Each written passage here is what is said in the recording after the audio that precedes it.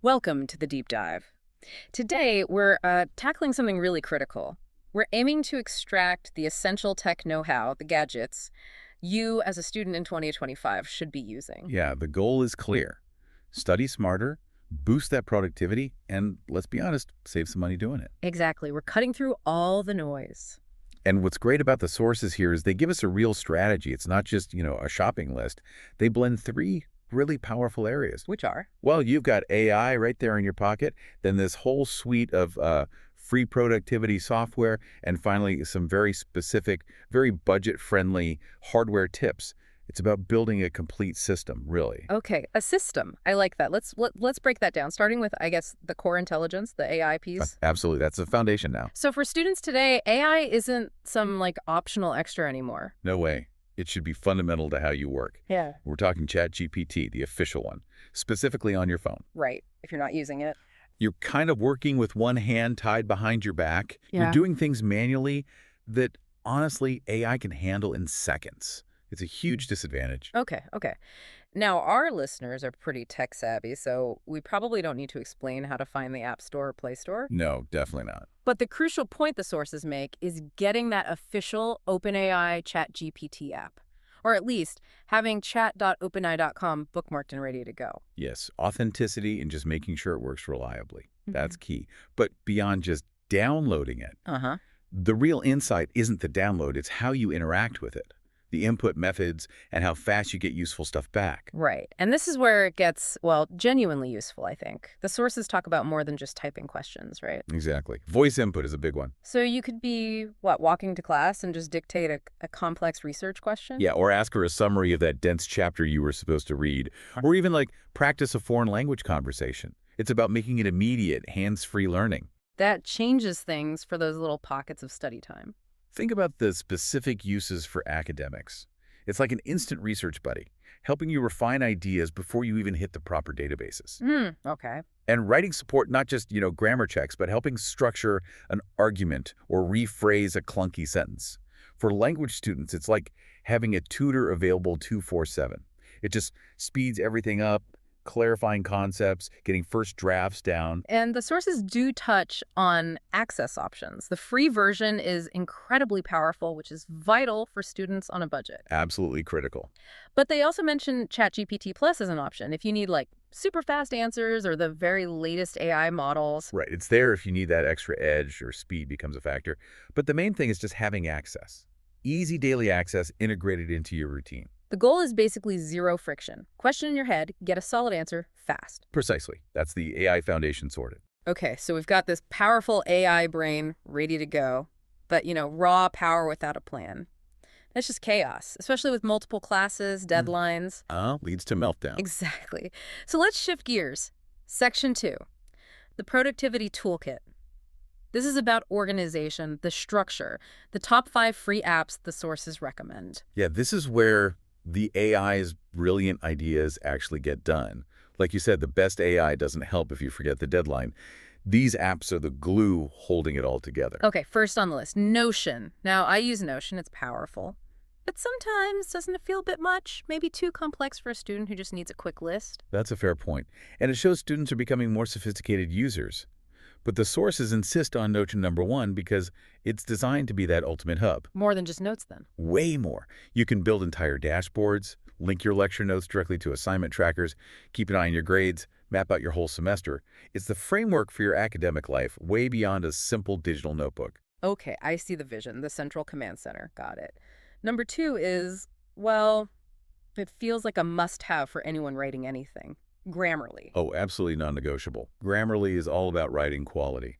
Silly mistakes cost marks, right? And it's more than just spelling. Tone, clarity. Exactly. Catching those awkward phrases in emails to professors or informal essays, it polishes your work fast so you have more time for the actual thinking and studying. Saves time, saves grades. Makes sense. Okay, number 3. For those, oh no, I totally blanked on how quadratic equations work. Moments. Khan Academy. The ultimate free learning resource, its value is just immense, especially for subjects like math, science, economics. Clear tutorials, loads of practice problems. So you don't necessarily need to shell out for a tutor for basic concept refreshers. Exactly. It's a genuine budget saver. Huge. All right, moving to the super practical day-to-day level, number 4, Google Keep. Keep is for the quick stuff, the fleeting thoughts. Notion handles the big picture, the long-term projects.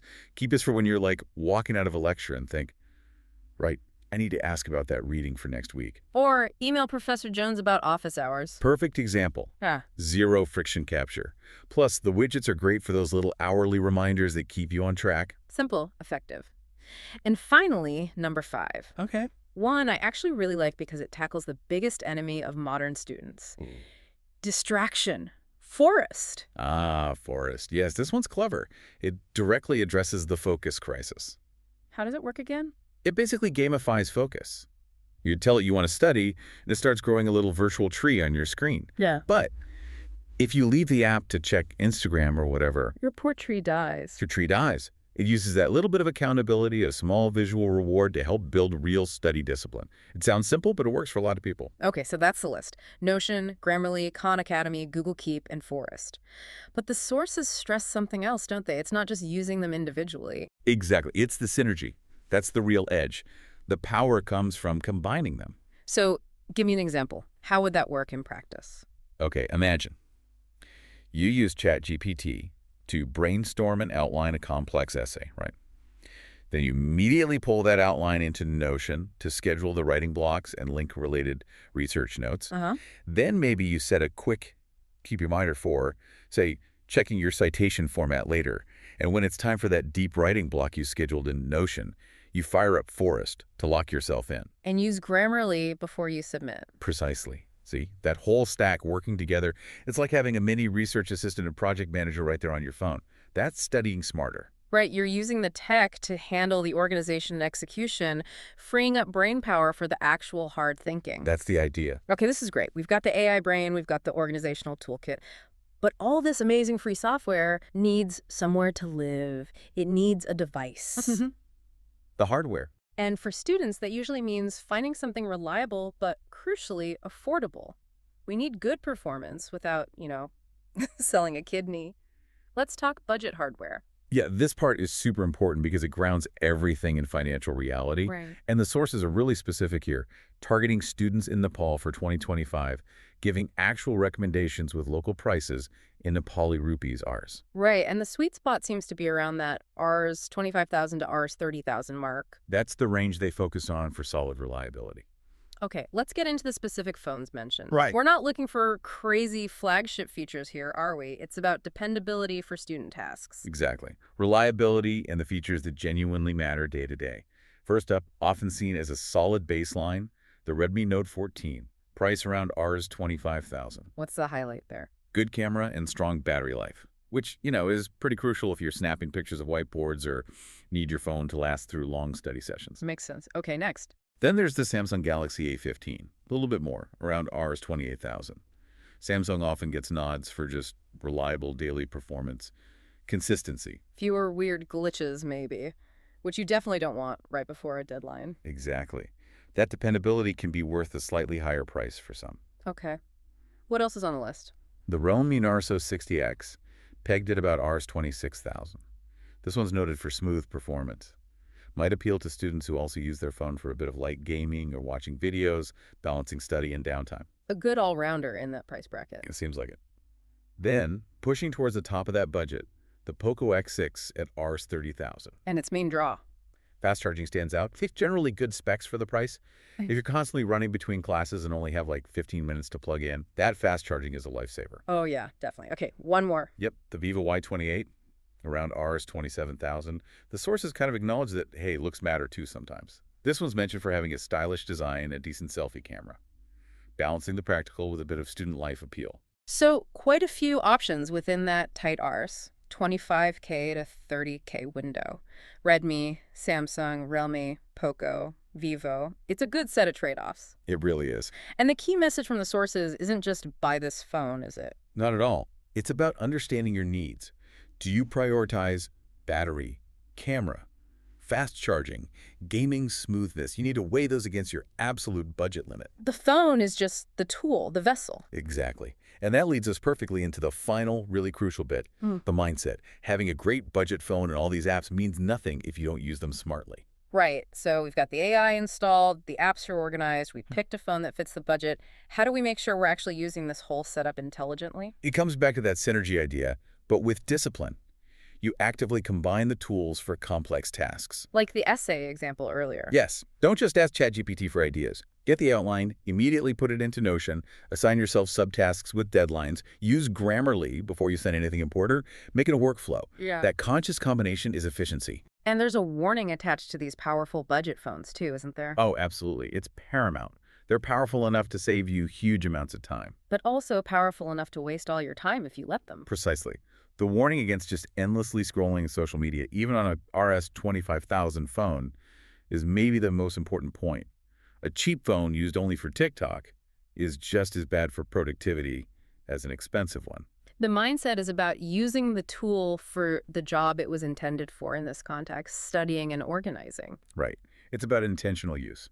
So practically speaking, it boils down to things like actually setting up and maintaining those study schedules using these tools. Yes, exactly. The sources really push using Notion for that big picture, the weekly plan, semester goals, but then using Google Keep for the daily, flexible to-dos that pop up. It stops you from getting overwhelmed by a super rigid plan. Fluidity seems key. And the overall lesson is really about being proactive, treating this technology not just as stuff you own, but as a strategic asset for your education. Like constantly learning how to use it better. Yeah, the final recommendation is basically that. Stay updated, keep an eye on new tech trends, new app features, new AI capabilities, not just because it's cool, but because each update could be a way to save you more time or even money.